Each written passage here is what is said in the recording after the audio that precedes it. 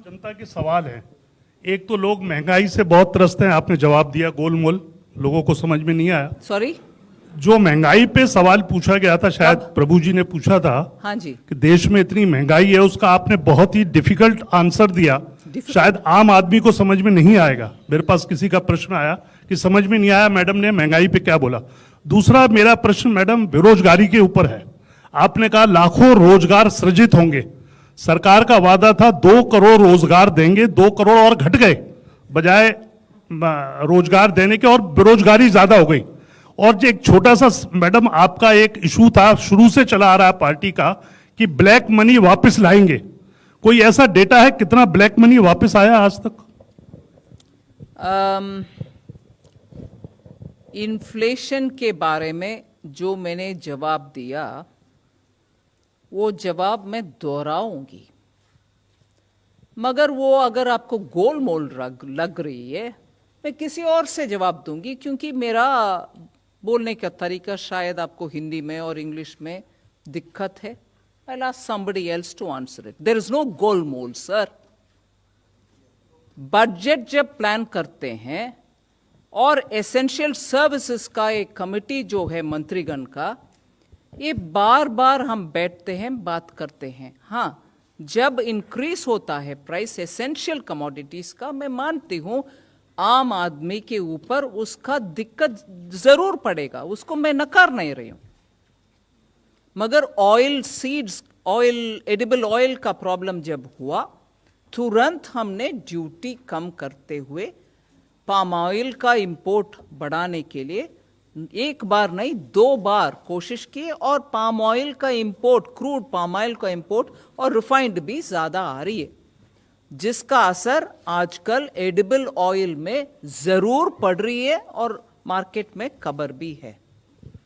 Inflation दूसरा एक और विषय, एडिबल पेरिशेबल कमोडिटीज के ऊपर जब होता है, उसको भी इंपोर्ट के द्वारा तुरंत हेल्प करने के लिए हम स्टेप्स उठाते हैं। फिर ऑयल सीड्स भारत देश में भी कल्टीवेट हो, उसका उत्पादन ज्यादा होने के कारण हम आत्मनिर्भर हो एडिबल ऑयल में, उसका भी इस बजट में एक अनाउंसमेंट हुआ है। ऐसे करके बहुत सारे कदम हम उठा रहे हैं। एक और विषय, सिंपल टेक्निकल बात में जिक्र करना चाहती हूं। हाँ, जरूर जनता के ऊपर प्राइसेस के वजह से जब ट्रबल होता है, उसमें एक्शन लेने का जिम्मेदारी सरकार के ऊपर है और हम बार बार उसके ऊपर कदम उठाते आ रहे हैं। मगर टेक्निकली 6% से ज्यादा कभी ब्रीच ही नहीं, छोटा इधर उधर 1 महीना हुआ होगा 6% ब्रीच करने का इन्फ्लेशन का विषय में।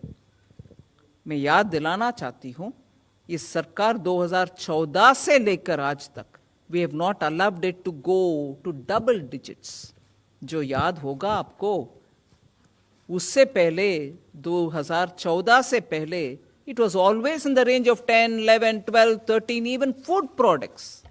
इसलिए इन्फ्लेशन के ऊपर इस सरकार की ध्यान कभी भी ज्यादा है और एक्शंस भी तुरंत हम लेते हैं। अगर ये भी आपको गोलमोल लगता है, मैं किसी और से भी जवाब देने के लिए बोलूंगी। ठीक है, बोलिए, चूज करिए किसी के। एम्प्लॉयमेंट के बारे में मैं जरूर बोलूंगी। बहुत सारे, मैं भाई साहब, पैंडेमिक के वजह से पूरे दुनिया में बहुत उथल पुथल हुआ, जॉब्स में नुकसान हुआ बहुत देशों में, हमारे यहां भी। मगर हमने आत्मनिर्भर भारत के दौरान बहुत सारे ऐसे अनाउंसमेंट किया जिसमें बहुत लोगों के जॉब्स इंटैक्ट रही। हाँ, जिनको नुकसान हुआ उनको अभी हम धीरे धीरे बहुत स्कीम्स के द्वारा हेल्प करके आ रहे हैं।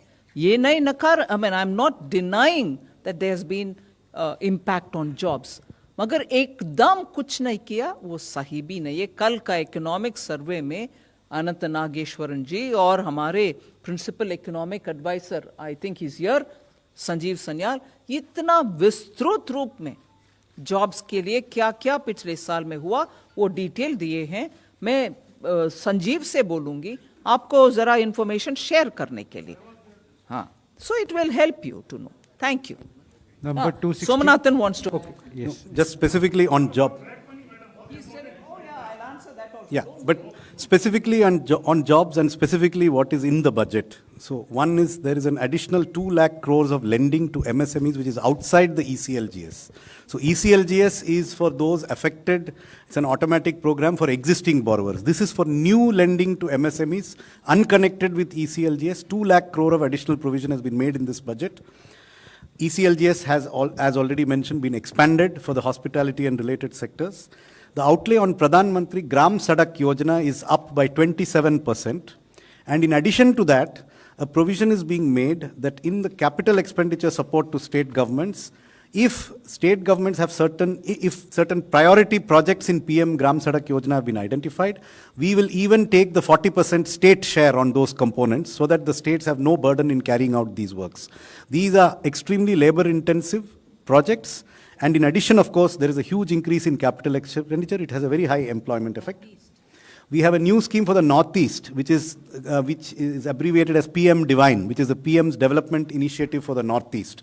This is a gap-filling scheme where if something doesn't fit in any existing scheme, Northeastern states can post those projects to this fund, and this fund will give 100% funding for those projects. And they are livelihood-driven projects. In addition, we have the production-linked incentive schemes where we expect 60 lakh jobs to be created. Most of them are getting rolled out now one by one. So there are a number of initiatives in this budget, quite apart from what has been done earlier. हम बार बार देते आ रहे हैं. Actually, sharing of information विदेश से, Switzerland से 2018 के बाद में से शेयरिंग हो रही है. विदेश में जो अकाउंट्स है उनमें कितना पैसा पड़ा हुआ है उनको वापस ले आने के लिए. सो वो शेयरिंग के मुताबिक जो इंफॉर्मेशन आते हैं उसके ऊपर we are working every account by account for black money to be brought. And another thing, today the NPAs in the banks are coming down. Banks are getting the money back of those who have fled the country.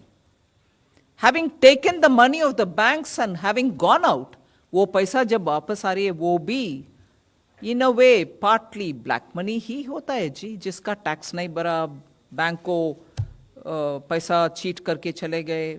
मैं ये नहीं कह रहा हूँ पूरे के पूरे वो ब्लैक है, उसमें भी ब्लैक मनी है.